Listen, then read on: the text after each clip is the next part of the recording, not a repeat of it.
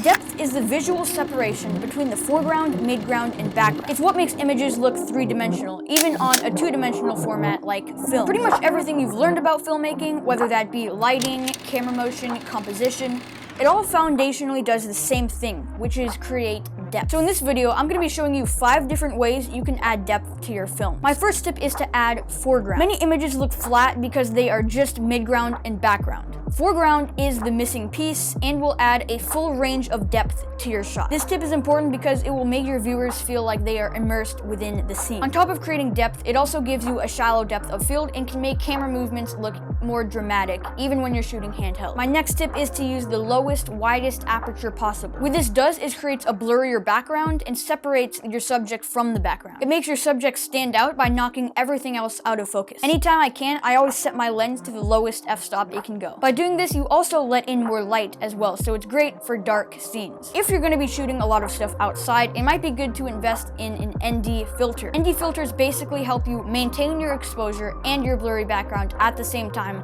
by darkening your image. The next way to create depth is through camera movement. This can help emphasize and illustrate depth by creating a parallax between the foreground, midground, and background, especially when you're shooting at a tighter focal length. But at the same time, if you're shooting with a wide-angle lens, you can do a slow, long push-in shot through all of the different layers of depth. When you're shooting at a longer focal length, it will give you some compression, which generally enhances the depth between the foreground, midground, and back. This also will give you a shallower depth of field as well, which is why it's usually a good idea to back up and zoom into the subject because it will give you a blurrier background and enhance the depth as well. But it's not that simple just to shoot everything at a tighter focal length, because there are a lot of situations where a wide-angle lens will look much better. So I did create an entire tutorial on this a couple days ago, so you can watch that in the cards, or you can click on the end screen after this video.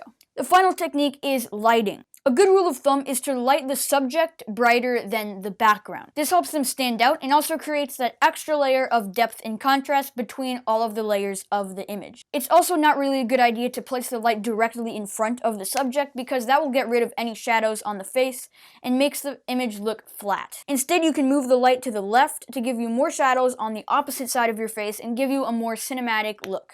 Another great lighting idea to do on every shot is what's called a kick light, or sometimes called an edge light, hair light, backlight. Basically, it outlines the edge of your subject to make sure they're separated from the background. I'm actually using one in this shot, and that's what's giving me this line of separation right on my face and shoulders. So there you go, a bunch of tips to help add depth to your shot. Keep in mind that rules only exist in the context of a story, and maybe lack of depth will help you build a story or create an emotion that you want to convey, which, as a result, you'll make a better video. All that being said, thank you so much for watching this video. Feel free to show your support by liking this video, leaving a comment, or sharing it with your friends. Or if you want to continue to support my work, please subscribe to my channel. I upload 2 new filmmaking videos every single week. But that's all for this week. Stay safe, stay creative, and I'll see you in the next one.